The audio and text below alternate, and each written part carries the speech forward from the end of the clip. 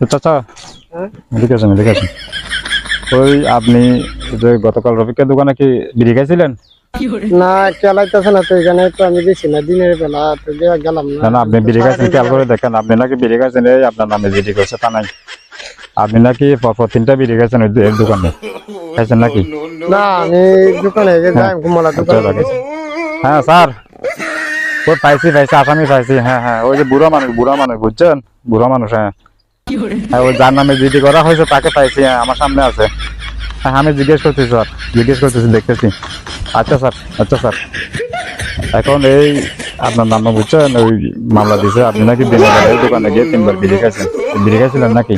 না আমি বিড়ি, আমার তো চালাইতেছে না তো, যদি বিড়ি খায় থাকি, যখন কইতাছেন বিড়ি যদি খায় থাকি ভবিষ্যতে আর খাবো না, এগুলা বন থেকে।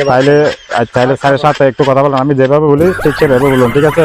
তা বলে স্যার আমার ভুল হয়ে গেছে, আমি আর কোনোদিন খাবো না। হ্যাঁ স্যার হ্যালো, আমি যদি খাওয়া থাকি তো আর কোনোদিন খাবো না, এটা আমার মন থেকে বাদ দিয়েছি, ভুল হয়ে গেছে, এটা আল্লাহর রাস্তায় মাফ করে দিন, আর খাবো না।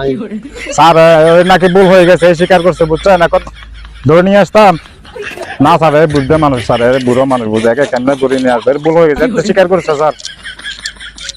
হ্যাঁ দিতাম, আমার ভুল হয়ে গেছে, আমাকে মাফ। হ্যালো স্যার, এটা আমার ভুল হয়ে গেছে, আর ভবিষ্যতে খাইতাম না, যদি খাইও থাকি আর খাইতাম না, ভুল হয়ে গেছে, মাফ করে দিন। স্যার মাফ করে দেন স্যার, বুড়ো মানুষ স্যার। হ্যাঁ আচ্ছা ঠিক আছে, আমি বললাম দিতে তাহলে কোনদিন খাই না, ঠিক আছে? হ্যাঁ কোনদিন দিনের বেলা কোথাও বিড়ি টিড়ি চা টা খাই না, ঠিক আছে?